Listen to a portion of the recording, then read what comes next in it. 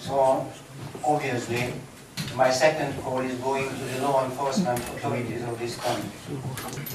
Stop fabricating stories about journalists who are behaving as they should, being critical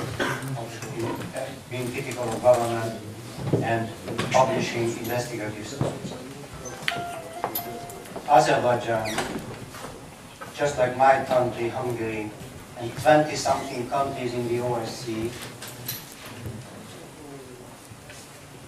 less than 20 years ago, had emerged from a world where the role of the law enforcement was to fabricate stories about people whom the government didn't like.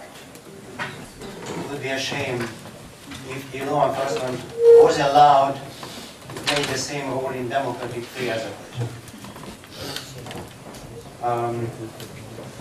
I spoke at length with Mr. Garalov about the Hussein case.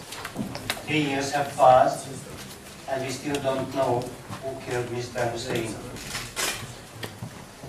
But we have a fake killer presented by the prosecution about a journalist who was endangered by somebody while being followed after a clash with top secret service officers.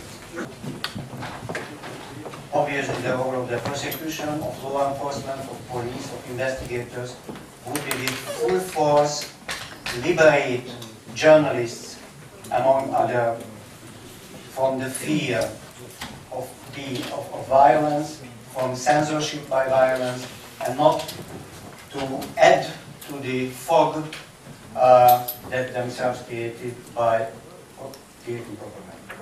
We are talking about the Khalil case, and we are trying, and that helps us forget about the case of the Zakitov brothers, who had cases against them cooked by the same prosecution, and the new cases help us to forget about the previous. This can be stopped only by taking on their responsibility those who are responsible for this. I asked Mr. Garalov to start a case immediately for violation of privacy rights, for airing investigation data in public. Both are crimes, and for the prosecutor who made the offer to the Khalil family, revealing that they are making cases up. For the record only, the number of cameras has sank to its 1/3, but I am only at my second call. I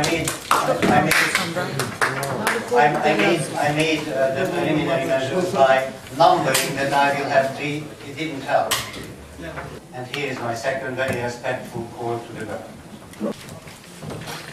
Please do everything you can to stop law enforcement playing this shameful role.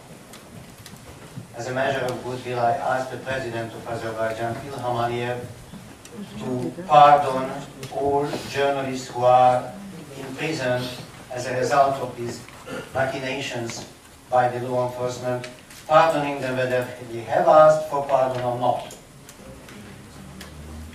They don't deserve to be in prison only because they have did what journalists do, and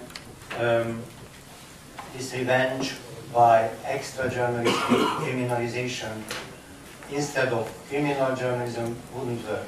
I was very thankful to the President when he, at the end of the last year, pardoned the journalists in prison who were there for criminal libel, for libel suits.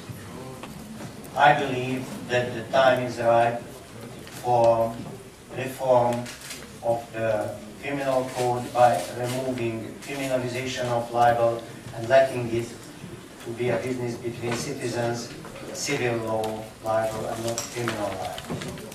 I ask also for the gesture of goodwill by letting out of prison the other journalists who are seemingly there for non-journalistic crimes, but who are as innocent as anybody else. Azerbaijan has been, until the presidential pardon, the country where the number of imprisoned journalists was the highest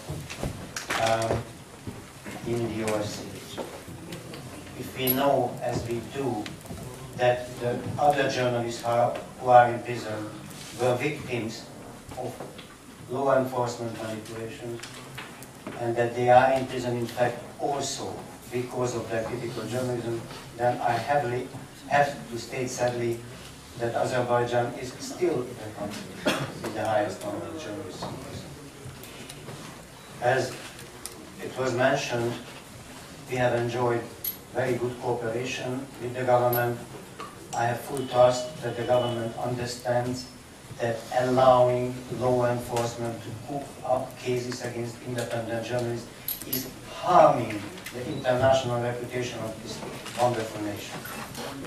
Azerbaijan has many problems, real problems, for which it needs the support and sympathy of the international community and of the world press.